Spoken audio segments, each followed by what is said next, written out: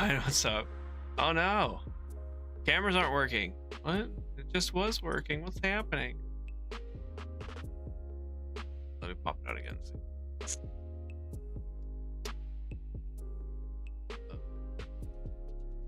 No.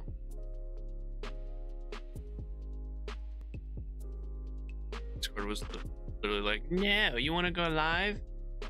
Okay, Yeah. I literally tested it before we went live, and it's not working now. No, it doesn't want. Now it doesn't want to. Yeah.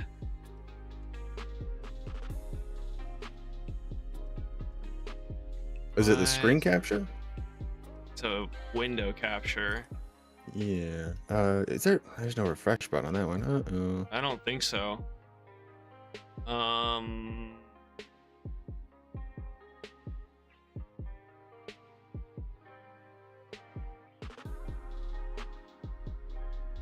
These technical difficulties today. That really gets it. You got a rock drill. You can search 15 layers to try to find the. Oh, that's super cool. Oh. There we go. Oh, working now? There's the stream. I see stream. No camera images. I literally just fixed it. Wait, really? Oh, there it goes. We're a little. Oh, we're just a little squeezed. Okay. Yeah, I don't know what happened. I had to readjust it. Oh, that's no why. problem. Okay. This is... Wander. Hi. How you feeling this morning? Ugh. It's a knot out of my neck. Is that accurate? Oh my god. I call this knot in my neck Little Emmy. I'm just kidding. That's a joke. That's a joke I tell at my kid's expense.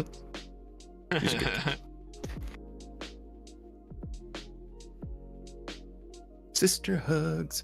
It took me like an hour to get this placement right, and now it's just messed up. Maybe. Oh, okay, I think it's good now. Jeez. Oh yes, don't do that to me. Like I was telling Xeno, I have been running around nonstop. I literally just got home 10 minutes ago, and I booted up stream, and I before I went live, I checked, and everything was working just fine. And then it's like, no, things are broken. It's like, all right, cool, whatever. Yeah, you can't do that. Right? Things can't go smoothly. It's fine. We don't need smooth. You don't need smooth. You don't come here for the smoothness. Ooh, that sounds pretty early. Hopefully you're on the East Coast. Hey, DJ, Looney, John, So it's Christy, later? Wander. Hello, everyone. Wake 5. It's about what I've been waking up sometimes this week, though, at 5 in the morning. It gets rough. I got 4 hours of sleep last night. Not too shabby. Yeah, about 5. Yeah. Oh. It's better than Lunas. I'm actually not. Yeah, I was gonna say I'm not really tired right now, but it's better than Lunas. Hi everyone. I guess we should do like an actual intro. Hi, my name is Wolfman Mozzie. How are you? And I'm Xeno. We're doing a book club. This is the third. It's kind of crazy to think this is already the third one, and we're up to chapter 16. But this is the third episode of the. On mine or yours? Difficulty. Yours. Dark. Yeah. Oh, there we go. It just turned off. Now they're gone. I don't know what's happening. I don't know. Okay, apparently I can't. Okay, I have to pull up my notes on here then. Apparently it doesn't like me to tab out to my notes. So screw you, OBS. Anyway, this is the third series in the book club Dresden Files reading that we're doing. That's not the right notes. What is this? We're going to be going over Go ahead. chapters 11 through 15 today. We'll find out what happens with Dresden after getting thudded on the back of the head and waking up with a passion to go figure out exactly how someone could cast a spell to blow your heart out. 2 people, same time, no less. The rock drill No, shows? That would be cool, Christy. Yeah, absolutely. I Put that in don't the gaming have- channel, or don't just have send the it to me. I don't care. chat. In general. Christy's got some cool Okay. some cool screenshots of Eco. The server should check them out. Pretty Yeah, I cool, gotta pretty check cool. that game out. It looks fun. But yes, this is a continuation of the first Dresden book, Stormfront by Jim Butcher. And I think that was the scuffiest intro that I could make. So let's go ahead and just dive right in, shall we? Did Mozzie Sr. get some air? Yeah, we went to town as family, so he's doing well. Shopping was crazy because we had to literally go to 4 stores to get all the groceries we needed to. We don't have like a big grocery store. We have 2 small grocery stores, a bulk store which has like, you know, flour and stuff like that, and then we went to a convenience store to get the rest. And it's always a, that's not uncommon. That's pretty common because one place has better fresh produce, another place has better meat and stuff, and if you want to, and everything's so expensive here, so we shop around and find what's on sale and whatnot. So it's always a chore, but it was good. We got everything we need, and I'm going to be making dinner tonight. A continuation of the Dungeons and Dragons cookbook. Ooh, what are you making Excited. tonight? Tonight is what's called Tavern Steak. It's a ground beef and pork pan-seared patty with a yogurt-based sauce to go with it, I guess. Ooh, And yeah. then I'm gonna make a potato leek soup, some dwarven flatbread. One other thing I don't remember. Oh, it's a hummus. It's called something else. It's called like a lichen spread or something, but it's a spiced hummus to go with the flatbread. That sounds delicious. Ooh, I'm jealous. Sounds yummy, except the soup. Not a fan of soup. So today is also Korea and Chinese New Year, I guess. One of their big holidays, yeah. And so my mother-in-law is making Korean food today. Oh, cool. Traditional Korean food. So I'm not sure exactly what it is, but I'm excited. So Leek is an onion. I actually didn't know that. No idea. It makes sense though, because like green onions. there's a leak on the boat. I also found a my recipe in that Dungeons and Dragons cookbook that has a recipe for butterscotch pudding. Excited for that. Our cameras are really going to bother me because they are stretched, and my camera is not autofocusing. It is on mine, so you look totally. Okay, it unfocused for a second. That or I just had a little stroke. I'm not really sure. Anyway. All right, well, you ready? Ready to dive into it? Yeah, look right over here, Mozzie. Yep. Oh, shucks. Stop it, you. Stop it. Never we won't, right, Christy? Never. So we started chapter 11 with Dresden, like you said, working out how to kill people from 50 miles away and make their heart explode. I have kind of my notes are a little all over the place. I made a note that I thought he said something about mirrors and mirrors being windows and doors and him not having mirrors, and I was like, that's interesting because I've heard that in like other things, like other horror movies and other lore, and I thought that was a cool connection. It's like, oh, okay, that's something that most people would kind of know about supernatural things. Oh yeah, then I have it skipped straight to. So it doesn't tell you right away what he found out. He goes straight to the police station first to tell Murphy, and that's kind of where the reader finds out. But before he gets to Murphy, he runs into the junkie, which I knew we were gonna see. At least I had a feeling that we were gonna see the 3-eye drug come back up, and that's what this junkie is on. Who sees something on Dresden, which I thought was very interesting. One, he recognized him as a wizard like immediately, which I'm not really sure how. I guess maybe like he has magical aura or something. Because this 3-eye drug opens the third eye in people, which he did say is very dangerous. Like, you have to control it, or else people go mad within weeks of just having that eye open constantly. But he saw what he said was, he who walks. It says, I see the things that follow, those who walk before, and he who walks, in all capital letters, which Harry says that he's marked by the remnants of a presence of a hunter spirit, which is like a spectral hitman known as he who walks behind. What did you make of that whole experience? Oh, that was awesome. So again, we're getting little tidbits of his past, but he's like, I don't have time to go into details, obviously, but I was totally marked by this hitman spirit, super dangerous, but I managed to work it out. It's cool. But I mean, he's permanently marked, essentially. Right, exactly. So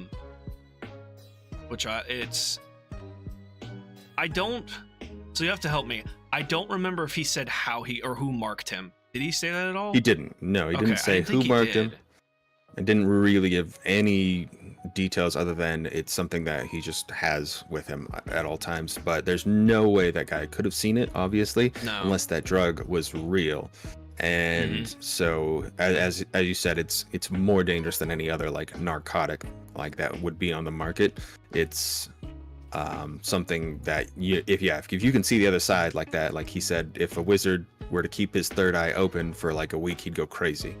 And that's a wizard, so you can only imagine what like a normal person, like what strain it put on them. I'm assuming they go mad within almost instantly. It seems like, right? Yeah, exactly.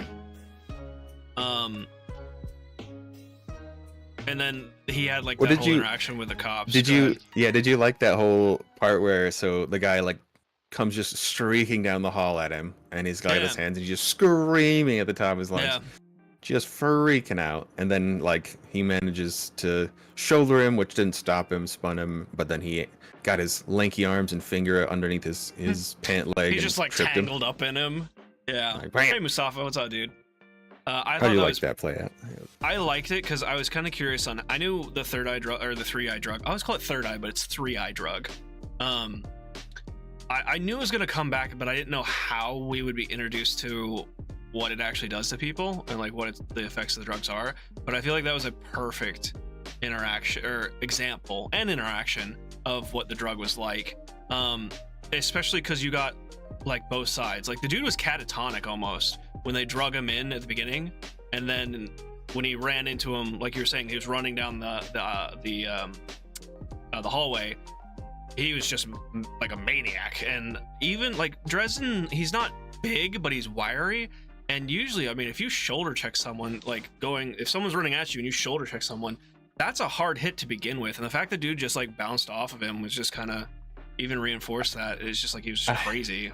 I love the fact that Dresden made their mark. There's a reason why I got cut after the first week, and like, you know, because I guess, you know, football tryouts or whatever. Right. He's not the best. Yeah, that's true. It's like, okay, I'm not very great at tackling, but you know, at least he's quick and he's wiry. Yeah, exactly. But then he runs into Murphy and they talk, and he explained what he found in researching on how to kill someone with the spell, which is kind of intense. He said that it's almost impossible for one person to do the spell, period. Like, it's almost impossible. He doesn't even know, or no, he said he wouldn't be able to do it. And according to a lot of people we've run into, Dresden's the strongest wizard that they know. He did say it was a thaumaturgic spell. The caster would need something of the victims, like whether it be hair or fingernails. So he either said that the wizard had to be like the Arnold Schwarzeneggers of wizards, or it was multiple people. And she was like, well, so you're telling me it could be like 50 people? And he's like, no, 13. 13's the max that a spell can take. That's it. And it's like, oh shit, okay. But even then, that would be like impossible because they'd all have to be synced up. Right. Emotionally and everything, yeah. So again, it looks like pretty dead end on all of those theories, at least from the sounds of it. It just sounds so unrealistic. There's not going to be like a pile of wizards working together. There isn't anyone that's Arnold Schwarzenegger of Wizards, or that would be just terrifying at this point, you know. Yeah. Woo, And a little too early. And we've seen a little bit of what Dresden can do, and the fact that he wouldn't be able to pull off this. I think he even said like something like, I could barely tickle them from 50 miles or whatever the distance was, let alone like burst their hearts. So it's just, and we've seen him deal with like Bianca, and it just kind of puts it in a scope. I think one thing he said specifically, like if he was able to do it, he would probably end up killing himself too. Yes, yeah, he did say that. Yeah, Christy said that she loves how Murphy is like, stay away, and then shuts off all her electronics, her computer and stuff. That was pretty funny. It also shows how long they've been working together too, because she knows like, hey, stuff like technology breaks down. Isn't that great? Yeah, she just like, all right, hold on a second before you go to my office. Let me turn off everything, because you just break everything. Yep, I love their interactions. It's so good.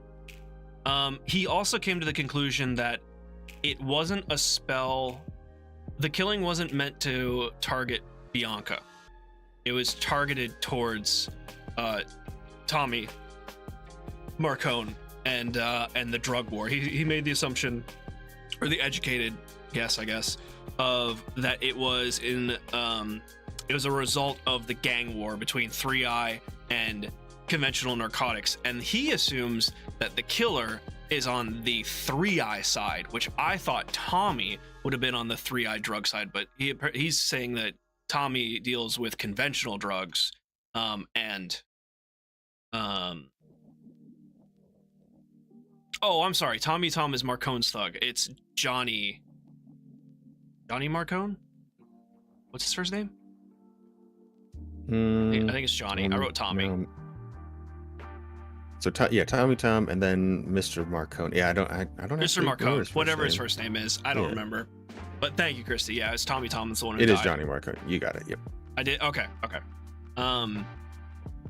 Yeah, so I thought that was an interesting assumption, because I was like, I think Marcone is the one dealing in the 3i, but apparently not, according to Harry. Or we'll see. But, well, yeah, we'll see. I'm sorry. We'll see. I'm not. Yeah. Now I'm like getting that future view out, and I'm like, oh, never mind. Hold on. We're not there yet. Oh, right. Okay. Yeah. Yeah, and he says that whoever is supplying the 3i is the killer, is his overall assumption. At least. Yeah. And then he passes out. He's just like, all right, conk, and just blacks out. It wasn't a confirmation that he had a concussion, but he might have a concussion from getting whacked in the head and then staying up all night figuring that out. He was working for, he said, at least 12 hours. So didn't go to sleep. Yeah, it's probably a combination. Head trauma, exhaustion. He hasn't eaten today either, I think.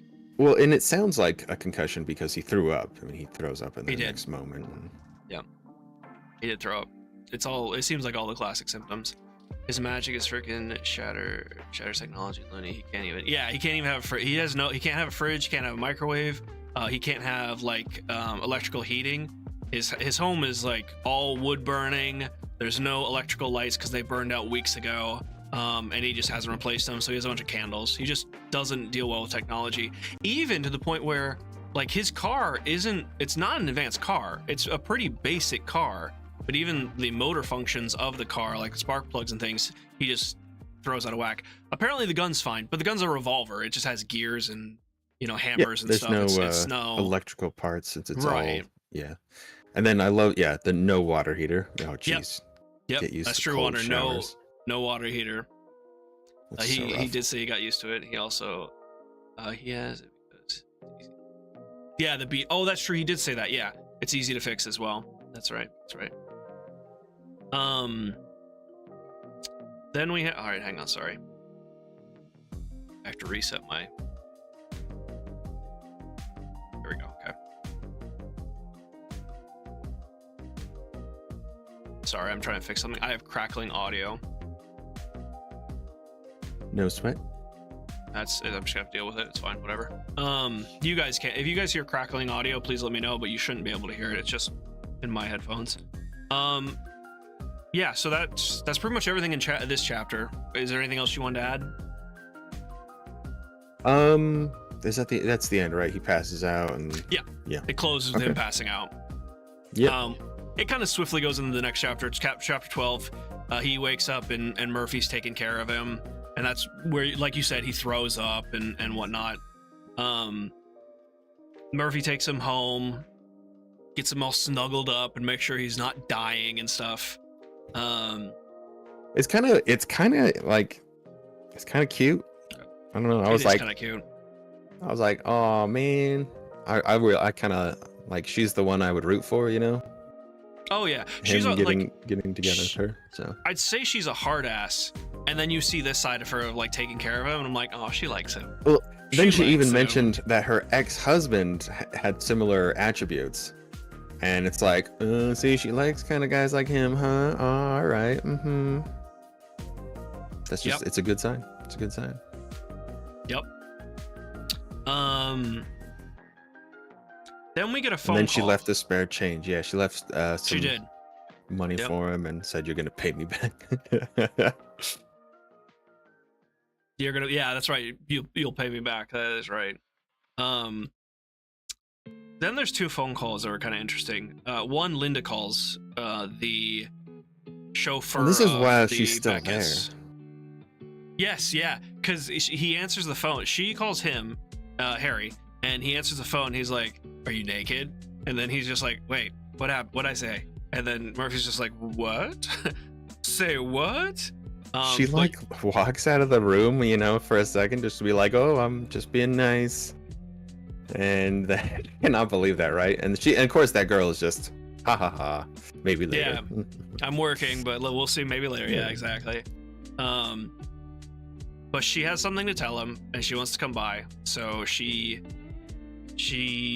come by on Saturday, which I think is the next day. I think this is Friday night currently. I think. Either way, she makes an appointment. She'll come by his place to tell him whatever she needs to tell him. And then he's like, man, and they hang up, and Dresden's like, I feel like I'm missing something. Like, there's something I need to do. And he's like, oh, I need to call Monica. And he calls Monica, and her son picks up, and then calls her over, and Monica's just like, oh no, we don't need your service. Like, it sounded like almost like someone was listening to her talking, and she was trying to talk around like, no, go away. And then she flats out says just like, I don't need your services, keep the money, goodbye, and hangs up. What's going on there? What did you think about what is this whole Monica character? What's happening with her? I assumed her, so this is just an assumption on my part. My assumption was that her husband came back, let her in on what's going on with it. I assume he's involved in the whole situation. I think, and in my mind at this point, I was like, right there, like, top suspect. It's him. It's this guy. So I don't know. I agree. I absolutely agree. I think he did come back, and he's involved in some way. Whether he is part of the killing or if maybe he's a target, I'm not sure, but I agree. Something's going on, and he is involved. Yeah. And that was kind of the end of that conversation. It just ended very abruptly. And the keeping the money was also kind of like a red flag. That's like, get out of here. I don't want to go nowhere near us. Yeah. You know, just like leave it. Yeah. You're too much trouble for whatever she doesn't want him involved in. It's always the spouse. Well, I think I may have missed notes because that's all I have for chapter 12. Is there anything that you wanted to add for chapter 12? No, not a whole lot happened because after that he passes out. Yeah. And he's down for the count, and yeah, and then he's waking up to the door again. Yeah, showing that a conk to the head to a wizard is just as bad as a conk to the head to you were high. Like he is down and everything hurts. And yeah, he woke up to the storm, a pretty intense storm. This is chapter 13 we're moving into. He woke up to a pretty intense storm, which was very cool to see, because he said that he experiences, or he can feel storms differently. That's right, and Mister was comforting him. That's right, he was. Yep. Mister's such a good cat. Yeah, he is. He absolutely is. Until he hides from the storm. Yep. He woke up to Mister, a warm spot on his legs, but Mister not to be found, but because he's afraid of storms, which we used to have a husky who was afraid of storms as well. So I thought that was very cool. But yeah, he can feel, he can like smell, he can more intimately connect with the storm than everyone else. Like from a magic standpoint, he said something about the elements. Like I think he said the 4 elements just like mixing together is just so powerful in nature, and it kind of translates to magic as well. And then he says something. It's like one line, and he says something, or he thinks something, and he's like, was it storming on Wednesday? Apparently my hand motions make the camera unfocused, so I need to stop doing that. Yeah, he was like, was it storming on Wednesday? And Wednesday was the day or the night of the first murders. And you're like, oh, okay. There's a connection here, possibly. He's like, oh, interesting. Yeah. Now he's thinking like what something tap into or something like that. It's got a lot of energy. Interesting. Yeah. Yep. But that's kind of abruptly interrupted with a knock at the door and a visit from Miss Susan Rodriguez, the dark-haired damsel. Dark-haired damsel. The news reporter. So she's trying to get her scoop still. Yeah, she is. Well, I mean, yes and no. It feels like she's trying to get her scoop, but if she gets a little Harry Sugar, then Dresden Sugar. Well, yeah. Oh, this is where it pops off. I love it. This is where things get a little crazy. So he gets a little like he is just a mess at this point. He has been like 2 days. He's smelly. His hair is all over the place. He's just greasy. So she comes in. She's looking great. She got that low back cut dress. Just beautiful black, and just looking fine, of course.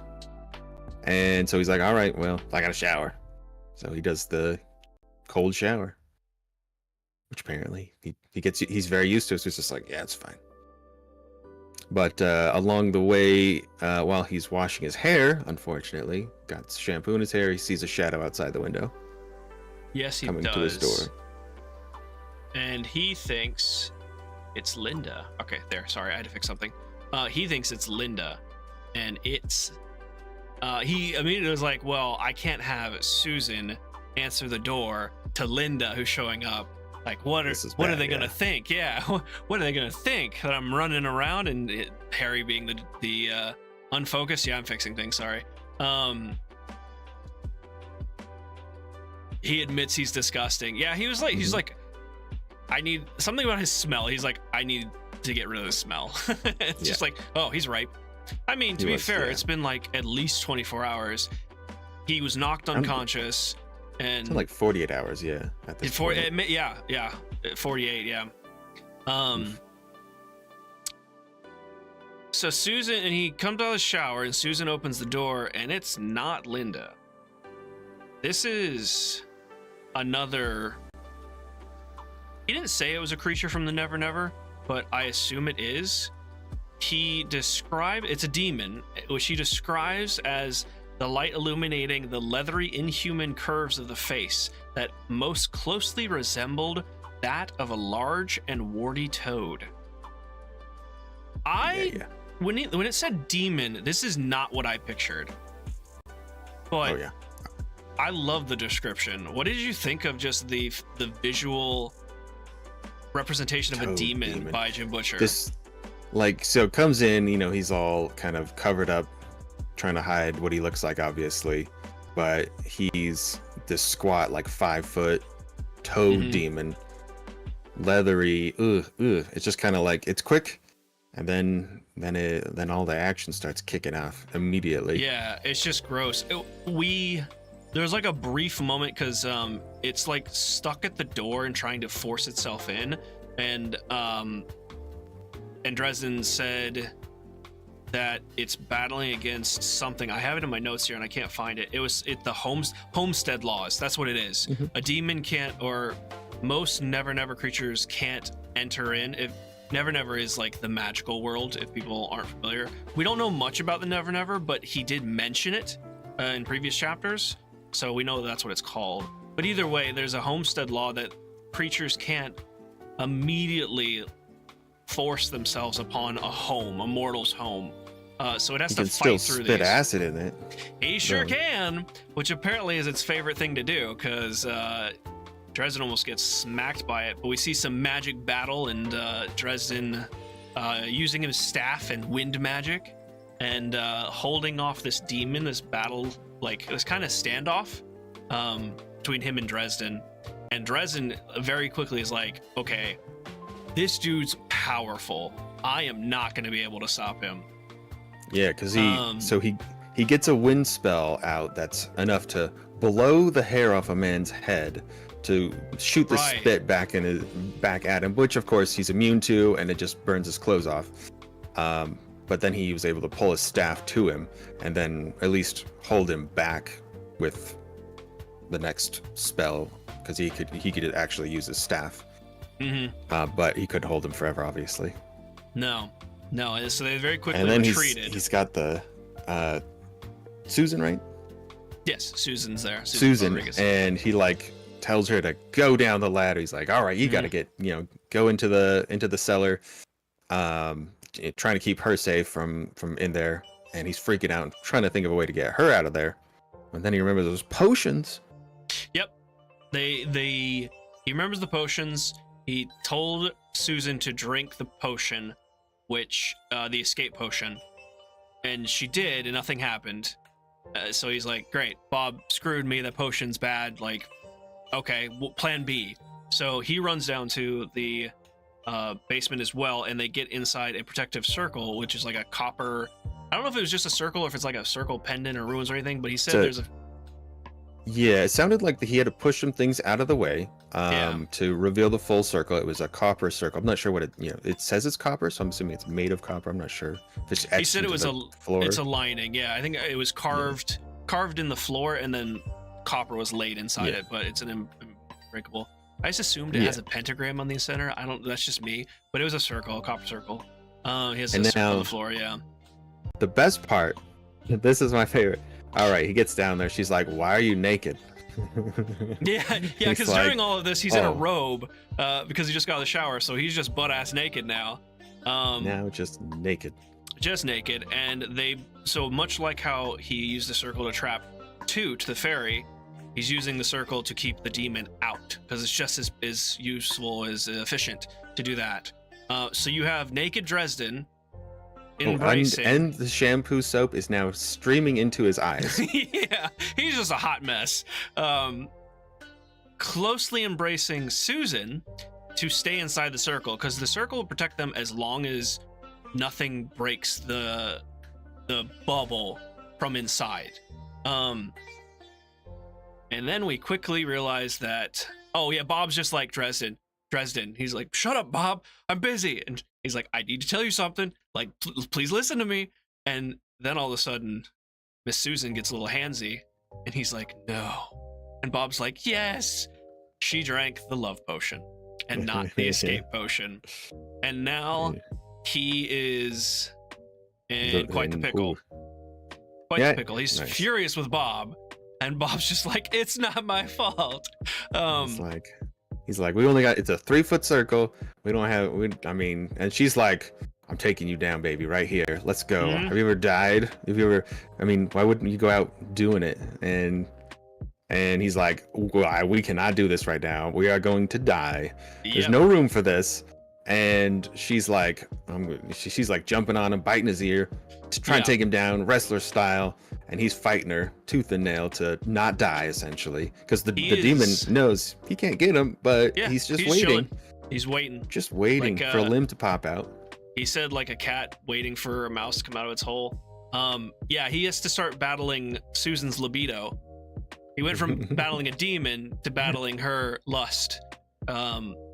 And it's just hilarious. Like it's just a beautiful mixture of a tense moment. Hey, Shailene, how's it going? Shailene says hello. Hey, Mozzie and Xeno. Hello. Well, Xeno is talking to Megan, I believe. Yeah. talking to So, me. oh, you're good. Shailene says hey. Hey, Sean. So yeah, now he's just trying to keep her under control and desperately trying to figure out a way how to get out of this, because the ultimate plan was to wait for daylight, because at daylight the demon has to go back, like the connection, which I thought was an interesting distinction, because before Miss Susan got all horny, he told her that we need to wait till daybreak or dawn or whatever. And she's like, "There's 10 hours away." Yeah, he's like, she said, "There's no sundown here." He's like, no, that's not how it works. The connection between whoever summoned this demon to the demon, like the daylight will hit that connection and it dissipates, it breaks it, which I thought was kind of interesting, because it's not like, well, in order to summon it, the person has to summon the demon, but there's still that connection. They have to maintain the connection with the demon. It's not just like you summon it and it just goes ham. Maybe there's a way to do that, I'm not sure, but I thought that was just kind of an interesting mechanic that they showed of how the magic and summoning reach I like those little demons and details. things. Yeah, I think Yeah. it makes everything feel more Real, like realistic. Yeah. believable. Yeah.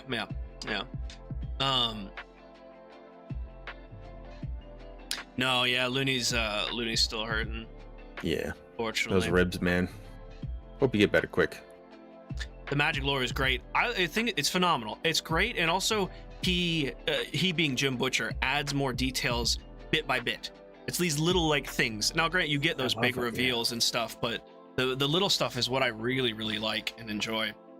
But yeah, like you said, they have to wait 10 hours in this hole with him battling her off and like, no, stop it. Him being like, oh, my body's, or wait, no, my mind is telling me no, but my body is telling me yes. telling me yes. Yeah, And she's yeah. like, this thing is I love that little detail. Like, they don't say it exactly what's happening, but hey, this thing is saying yes, and he's like, that thing's stupid, okay? It Yeah, always it says never- stupid things. It never has good ideas. That's Which right. I thought was it was cool, because, That's so real. There's no way you're not. Yeah, there's no way. oh, Yeah. yeah, I was going to say, That's 100% reality. it feels like Jim Butcher writes it tastefully. Like, it's not just like, oh, super detail and kind of unnecessary. He leaves a lot of it to the imagination. Like you said, he doesn't directly say it, but he like dances around what's happening, and we all know what's happening. But I thought it was just a good writing style of just like, Yeah, classy. I felt it classy. yeah, it was classy. Exactly, it was classy, which I think even like kind of reinforces Harry being a gentleman. Like, it's kind of like one feeds the other, it just makes sense anyway. He's not vulgar. Exactly, Christy, he's not vulgar. Just real quick, Looney said Doc said the pain would peak in the next couple days, so looking forward to that. Oh, dude, what are you doing tomorrow? Your friend I do. I hope so, man. Yeah, I hope you get to play Need some some more of Looney them. time. Yeah. That's true. If you do stream tomorrow, we could try and do some of that Dungeon Born if you want. Actually, I really think you should try Lightyear Frontier. I think you'd really like that one first. I'm not sure about the Dungeon Born. I'm still on the fence about that game. Anyway, then actually, was that the end of chapter 13? No. Or was it?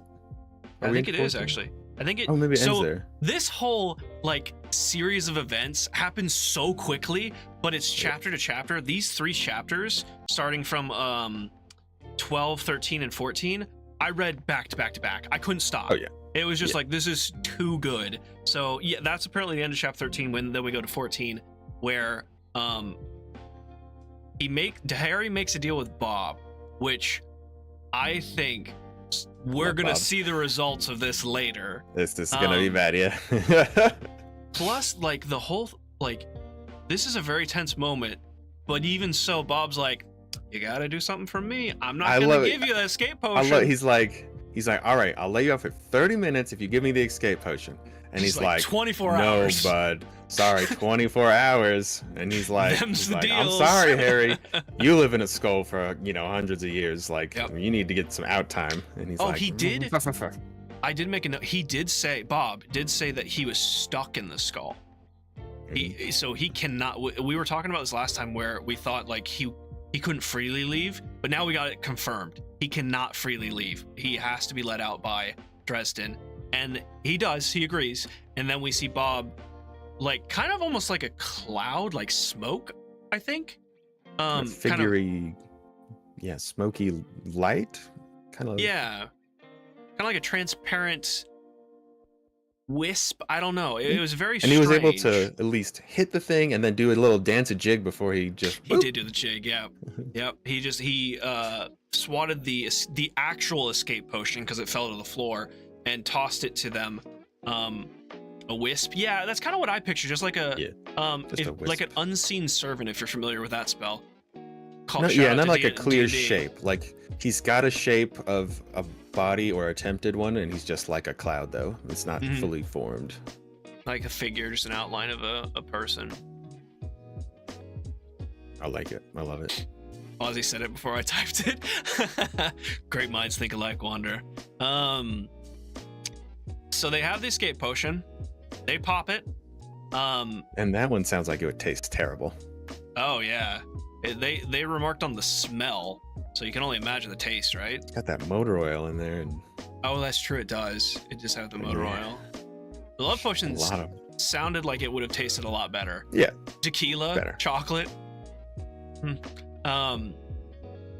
It's not. No, it's not like the TV series. Yeah. He's not like that in the books. I don't remember what he looks like in the TV series. I'm kind of stuck with so my image right now is Loki, because Remy remarked that actor would be perfect for Dresden. Yeah. And I'm like, yeah, okay, yeah, I can see that. So I kind of try to picture him. Oh, I think she's talking about Bob. Oh, Bob. Oh, okay, the skull. Yeah. Sorry, I went straight to Dresden because I'm man crushing on him a little bit. I'm sorry. Oh, he's amazing. What does Bob look like in the TV series? I think he's an actual person in the TV series. Well, no. Okay, correct me if I'm wrong, Christy. He's a skull, but like when Dresden interacts with him, he like comes out of the skull and he's an actual person. Well, quote unquote person. Yeah, he's the old British dude. That's right. Yeah, okay. That's in the TV series. Well, I mean. So they gave him like a whole person. Okay. They did, just to give him more of a character, I think. It was more of a TV like choice and obviously not true to the book. I'm okay with both because he was actually a really cool character in the TV series as well. But I like the book version more. That's right. I forgot about that. That's a good shout out. So they drink the potion. They drink the escape potion, and it sounded really intense. He said like it's like all of the Dresden molecules burst, and he's just a bunch of Dresden molecules floating, and like he's a cloud, and they rush through and out. It was one season lose, and they canceled it, I guess, or just didn't renew it. I guess I think that one had a bad time slot too, so I don't think it did very well. But I could be misremembering. And then they're out in the street. Susan's not having a good time. She is just hurling and curling over in the fetal position. Yeah, she starts feeling the combination of both potions in her stomach, so she gets real. He's like, oh, that could be dangerous, but yeah, I guess it's just a stomach attack for her. So he said that he hopes there's not side effects, like permanent damage, permanent damage, exactly. Which is not something I'd think about normally with potions. Normally, like in games or fantasy potions are just like you slam one, you slam another. Slam it, but fine. these are very strong, right? Yeah. You're just I Witcher, love just shooting all that sorts of stuff Viva in la your Dirt. body. Oh, The Viva la where he Dirt, eats where the he's bottle. like, you just, what do you do with the flask afterwards? You eat it. You put it in your big stupid mouth and you eat it. Watch. Oh. Just He's like, oh dear God. take the glass out of his tooth. Just you're like, oh my gosh. They're so good. I love that. But yeah, it's not like that. They're pretty dangerous. Apparently, if you have two, you can really do some harm to yourself. But they're out in the middle of the street, and they have a goal now. Make it to the bridge. He said a bridge. I don't remember the name, but he said make it to the bridge. Make it to the bridge. That's apparently the other thing that can kill or at least send the demon back is running water. It can't cross running water. So if they're on the bridge, they should be fine. Still naked, by the way. Still naked. At least the rain now is washing the soap out of his hair and his eyes, so he'll be able to see a little bit better. He in fact won't be able to see with this on. No, he's getting cleaned up. At least he probably smells nice now. Then I think even before they start moving, or maybe right when they start moving, he hears a voice, which makes him jump. Which the voice says, I didn't write down the word for word, but it says something like, I'm surprised that you've lasted this long. I'm surprised you're not dead yet. Which he immediately starts jumping. My mind was like, oh, Morgan's here. Nope. That's what I thought, yeah. It's a shadowy figure that we don't get a good look at. Well, it's the projection of someone that we find out is the killer. And Dresden said that from the voice, he couldn't tell if it was male or female. By the form of the figure, he couldn't tell if it was male or female. So it's very much just like the silhouette of a person. Almost, my headcanon was the voice talked like all those detective shows when the person doesn't want to be on record and like they have the voice changer. Yeah, it sounds like that, which made it kind of like weird to like. Like, okay, mine was funny, but... more of like in those shows where it's like a Legion character, where it's like a combination of people, just like multiple voices kind of resonating at the same time. Yeah, or deep throat, like multiple layers of voices. Yeah, like layers. Yeah, that makes more sense. That's more ominous. I actually like that way more. I need to stop flailing because my camera keeps refocusing. Deep throat, yeah, so many all the deep throat. Deep throat is a reference to it's some spy thing where they use some sort of voice changer or whatever, something like that. I don't remember exactly. That's historical. Sorry. Yeah, I'm not sure of the details, so I'm not gonna do it. I see. I think I know what you mean. Yeah. Now, I thought this interaction was really cool, mostly because we see not who the killer is, but a little bit more about the killer. Because from this point previously, we've heard nothing but this killer has to be a super badass. Like they have to be the best this wizard. is our bad guy, and he's here, and he kicks ass, and he's here to take names and throw away the bubble gum. But then Dresden gives him a little little boot. Yeah, he like starts prodding him mentally. And the person, let's just call him the killer, is like, whoa, wait, what are you doing? He's like, I'm just checking your credentials. I'm just seeing who you are. And he's, what? And then he like mentally slaps him. And they're like, oh, what the hell? What is this? And you're like, oh, this dude is nothing. Like, what's going on? This is the big baddie? He's like a kid with a rocket launcher. Like, it sounds like. Yep. Which sounds like somebody who's not very familiar with magic, maybe early on in life, and picked it up later. Maybe. And we have someone who we haven't been introduced about, but we know about, who possibly has been dabbling. And so now we got dabble. We got some ideas, some characteristics, but not much to go on here. No, but it seems like it's pointing towards Monica's husband. Like the link there is very obvious, but who knows? And then like he sees the toad, he sees the demon coming out of his home and shoulder checks Susan's car that goes flying off in the distance. It's just like, oh shit. And then he's like, all right, listen, I'll deal with you later. And he like forces this projection away, which they audibly like yell in pain. So I don't know what, like, I don't know if he just like mind spikes them or something, but Dresden's just like, all right, enough of your bullshit. Just get out of here. I think even he had a like a kind of snappy one-liner about like your call, or please insert more change or your call will be disconnected or something like that, and then just shunts him away.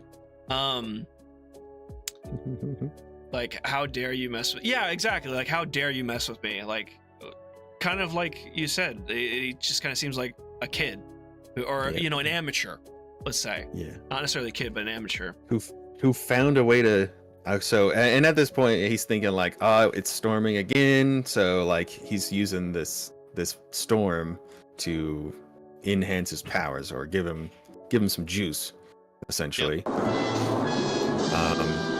And then so now they're still like 20 feet away from the river, and Monica is just, or Susan, excuse me, is doubled over, and she's down, having a bad time, and she's not able to move because she's just throwing up.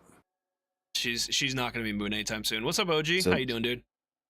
So then he's got a choice. So because he needs to get across, but he's not going to be able to take her. So he's like, well, either one of us can live and I could run, or, you know, like that's it, or we both die. And he's like, all right, well, I'm not letting her go out like this, because he's a freaking boss. And he steps forward. He's like, well, you know what? I'm not gonna let you die alone. Christy said Deep Throat was the intel leaker in the Nixon Watergate thing. That's what she was. Anyway. Yeah. Ruined it. I ruined it for everyone. What'd you ruin? What'd you ruin? Okay. You didn't ruin anything. Christy, you never ruin anything. Redeems are off, otherwise Mozzie brain farts. I try and ignore them. I've thought about turning them off for these streams specifically, but because I will easily get distracted, but I'm just gonna leave them on for now. It's fine. Yeah, then he has kind of a, well, we're gonna die here anyway. This might kill me. Yeah, this might kill me. We gotta do something crazy. I'm desperate. And he lifts his staff up in the air and beckons for the lightning to come to him, and he channels, oh my god, daylight, it burns. Sorry. Yeah, there's a little snow there, Christy. Oh, we got snow. Actually, we got tons of snow here, but it's actually a really nice day. It was beautiful if we're going into town. So yeah, he calls the lightning to him, is like, all right, if that amateur can do it, so can I, and fires it out at his finger and obliterates this demon. It's just like, it was so cool. So he's just like, I love it, because he comes that you know, the thought like, hey, he's definitely using this storm for energy, and he's like, well, let's give it a go. It's super dangerous, obviously, channeling lightning through you.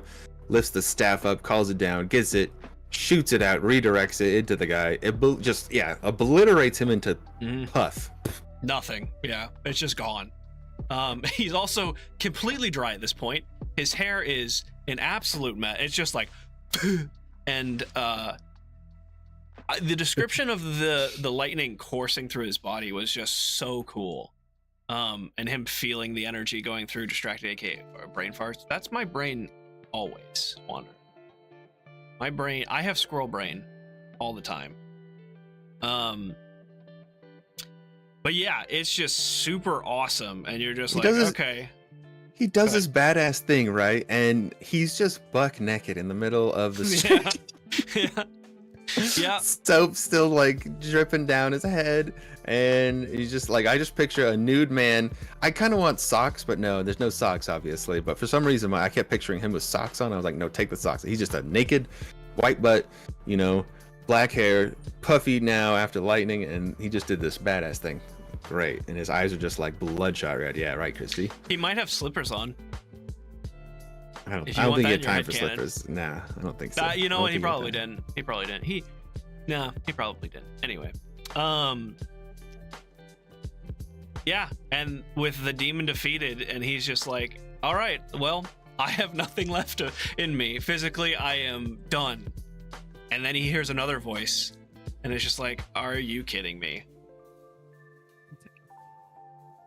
And that's when Morgan actually shows up, where we thought the previous voice was Morgan. Nope, Morgan is here. Now, granted, you don't Morgan's know dirty, how man. This made me think he's long- dirty.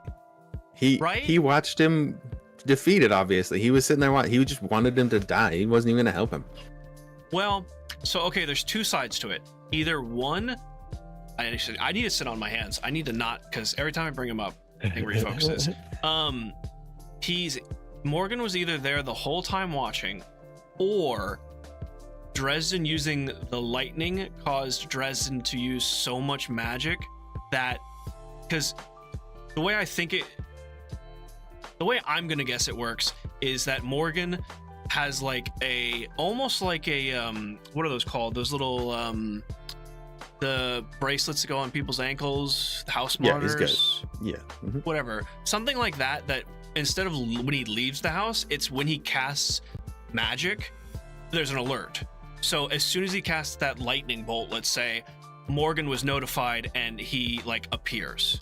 I don't know which one it is. But the thing, so if we put that into perspective, at least this is what I think. So he did a very small spell for a little fairy, right? And Morgan was instantly there. Very small. That's actually true.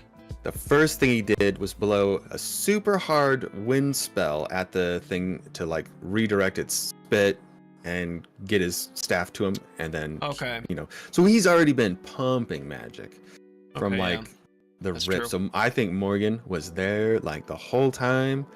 Oh my gosh. Okay, I think you're right. I was leaning towards he showed up just at that moment, but no, I agree now. Yeah.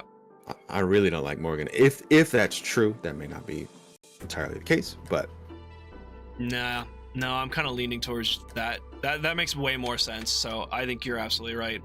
And Morgan accuses Harry of summoning the demon. On top of that, he's just like, oh, so now you're summoning demons now. Yeah, it got out of control. You probably obviously. summoned it. Yeah. It's like, are you kidding me? Oh, by the way, the council will be here in 2 days to judge whether or not I execute you. And it's like, Harry's had a bad enough day.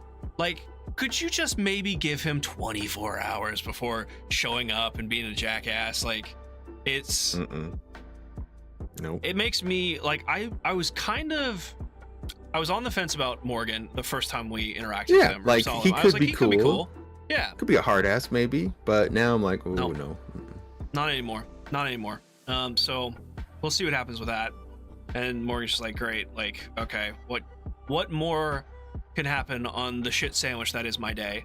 And then the cops pull up and it's just like, oh good, even more. Put the stick down, sir. yeah. And put your hands up. Yeah, that was funny. Coming to find out, the cops were sent by Murphy, but it was just kind of interesting. I love it. I guess this starts the next chapter, because that kind of was the end of that chapter. It is, yeah. So we roll into the next chapter. Go ahead. And Murphy had sent him to pick him up, but they're like, hey, let's check out this naked guy in the street. And it happened to be the guy that they need to pick up.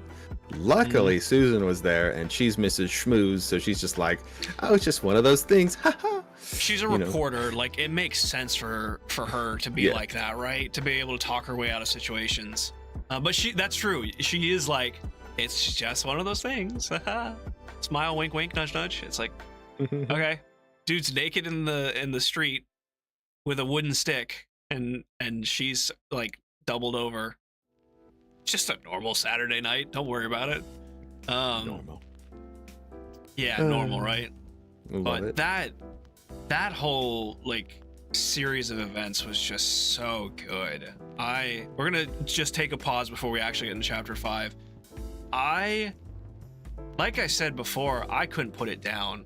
Like, when I started reading this scene, this exchange, I couldn't stop. It was so good, so well written. What did you think? Absolutely the same. Like, I was in the same page. So I forgot, or I guess I just procrastinated until last night, and I was like, all right, I gotta read. So it's either I don't go to sleep, I read it. But yeah, I started reading and I got all the way through those 4 chapters before I went to bed, and that's where I stopped then. And then when I woke up, I read the last chapter. And it was still just like, I love this next chapter too, but man, that was such a roller coaster. This next chapter is a whole nother like direction. Emotionally, it's different, and it's very rough, intense yeah. for different reasons. Which also just kind of shows like, and it kind of makes sense. This was a college project. It shows so many different writing styles, or not necessarily writing styles, because it is, Jim Butcher has a very unique style of his writing, but it's so many different flavors. Like some of it's comedic, some of it's really serious, some of it's really intense. I love that. Yeah, and you get a mixture of everything, but they all fit really well together, and they're all really well done, which I think just showed. Go ahead. Sorry, I didn't mean to cut you off. I was just thinking the exact same thing. Like because this is a really rough chapter emotionally, but there's still like some jokes and levity and some things like that in there. Yep, it's so well written, and to that point, we get into chapter 15. Why Murphy called him in the first place, and why Linda was not the one at the door knocking, is because she's dead. And Harry goes with the cops, goes to the crime scene. I think there was like at least 1 or 2 pages describing her home, which was very interesting because Harry likened it to his home. It was messy. Now, granted, it wasn't like, candles and all that. She had modern day equipment like, microwaves and all that good stuff. But the living style, messy, relaxed, little unkept, little disorganized. And Harry really connected with that. But Linda died the same way. Heart bursts from chest outwards. And then we have an interaction. Well, first off, what did you think of just the setting of her home? Like, and even Murphy said too, like, Harry asked, are you contacting next of kin or something like that? And she was like, no immediate family. There's no one to contact. She's by herself. And he's like, she sounded very lonely. Yeah, I was gonna say. Yep, absolutely. Yeah. I felt like it's like, she does all this pretty intimate stuff and does all these jobs, and she loves that, but like she's still kind of just alone in the end. Well, even she didn't say she loved it. She says she enjoyed it. She said she was good at it and it was fun, but she didn't make people happy. Yeah. And she wasn't like that. Yeah, exactly, you're right. Jennifer was, and that's what I think she envied about Jennifer, which reinforces her being lonely and going home to no one. Very true. That's a great point. And then I think, what else do we see? We learned, I don't want to get ahead of myself before. We learned that, Murphy kind of dances around it at the beginning, trying to get information out of Dresden naturally. So I think she's trying to give him ways to not lie to her, give him chances to tell like everything that he knows until she gets to the point. It's really rough too, because it's like she's trying really hard, like, hey, don't make me be angry at you, like I need something. Yep. And then she pulls out the card that she's got in the bag, but Harry's didn't tag it into evidence yet. Nope. But she's like, come on, you gotta tell me. Yep, you gotta give me something. And she told Harry that that the Becketts, the people that Linda was working for, their daughter was killed in a gang shooting with Tommy Arcone's men. And then you're like, oh, the Becketts have reason to be mad at him. And they filed a wrongful killing lawsuit or something. They tried to go after him legally, and that didn't go through. So they hold a huge, it got thrown out. They hold a huge grudge against Marcone. But yeah, then she just Murphy flat out asks Dresden, like, a wrongful death suit. Thank you, that's what it is, wrongful death suit. She flat out asked him, like, tell me everything. And like you said, that was really, really hard to. It was hard to read. It was. You could see the tension between their relationship. Yeah. Well, whether it was I really like apart. how it played out in his head, because I can jive with it. I can resonate with it. Christy, thank you. Steal that from you. Because he goes over in his head like, okay, if she finds out about this, the White Council could just be like, well, you're dead. Or if somebody knows that she's the detective on the case, you're dead. And he just imagines her dying because of something that he tells her, and he's just like, nope. That, and also he said that he doesn't have the information that he can give her isn't worth the risk. There's nothing that he can give her that will help her solve the crimes, like, that she needs to, the information that she needs. And like you said, it's not worth it. It's not worth her being at risk from all those multiple sources. What's up, Bear? Talking about books? We are. We talk books, man. That's right. Talk about books. Yeah. Nerds. Ban him now. I'm just kidding.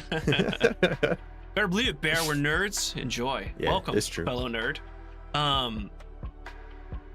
So he decides not to tell her. And then she immediately calls in her partner, Dumpy, and gives him Carmichael, the evidence. Yeah, Carmichael, and bag it. Yep. Bags the evidence up. Log it in, and then she asks him downtown, and he's like, and that's where you were saying earlier, like the snarkiness, the comedy. He's like, sorry, gotta comb my hair tonight, can't come in. She was like, all poof still. You're coming in tomorrow then? And he's like, I make time for it if I'm able. And she's like, no, you are. And if I find out that you've done this, I will make you pay. And he even said, that's at the end of the chat. He's like, I believe you, Karen. He uses her first name, which was super impactful. Yeah. And then at the end, the very last chapter, he said that he walked away being unable to help Murphy, being unable to save Linda, and just feeling like a right piece of shit. Just feeling useless. And it just was so... It was such a impact, like a gut-wrenching chapter. Yeah. That was really just ouchy, and that's where it ends too. It's just like, ugh. Yeah, yep. That's where it's just like, all right, we gotta wait for the next chapter. And it's such a hard end too. Ain't my thing, but I respect the content. It's not really our thing either, but we wanted to do something different, you know? Yeah. Want to try something different? Christy has been recommending Dresden. I've read a couple of Dresden books a long time ago. I don't remember most of them, so it's like reading it new for me. And Xeno's new to all of Jim Butcher's works, right? Or have you read any of his books? So I hadn't read anything, and I remember that Remy has talked about them before. Yes. And it was his favorite series. Codex So Valoris. on that, and when it was brought up again by Christy, I was like, okay, that's a couple people that I think are fairly reliable. So I think I will give it a go. Sounds It's fun good. and different. Exactly. It's variety, the spice of life. But no, it's something that we wanted to do, and I'm having a blast with it. I think we're both having a blast with it. So we're gonna keep doing it until we have fun. Anyway. Hopefully you guys are having fun with us too. That's all we're here for. Just a good time. Make you guys have a little enjoyment in your life, and just a little conversation, because we enjoy hanging out with you guys too. And these moments are great. Absolutely. But Cinder Spires as well. But yeah, that's the end of chapter 15. It's short, it's strong, so strong. It also had, so normally intense moments like that emotionally, when it comes to like movies or even other books, really, a lot of times I find myself not being drawn into them. It's like, it's kind of like cringe content for me. Like it gets to a point where it's just like, ugh, and then I don't want to like deal with it anymore. I'm like, I'm not gonna watch it. This was the exact opposite. Like, I wanted to keep reading. I wanted to see, and now granted, I was like, I think most of me was like, just tell her, like, please just tell her. I don't want to see you guys like not being okay together. So please just tell her. And he didn't. And you know, it's like, damn Dresden. But yeah, I thought it was great. I love that the difference between the both of the most recent interactions with her, because she was really like, oh man, she really likes him, and then it was like, oh no, now we're at the other end of the spectrum and it's on the rough side. Trouble in paradise. Yeah, no, absolutely. But yeah, that's everything. Yeah. Anyone have any questions or anything else, or do you have any last bits you want to add about writing style overall, where you think that it's going? I mean, we know where it's going. Dresden's on a mission, and he's going to beat wholesale ass. Wizard style. I'm very interested to see what happens with the White Council on yeah, me too. Monday, whenever they're showing up for. Monday Monday. In the book, not Monday. in 2 days. In the book. Get your bread pan out.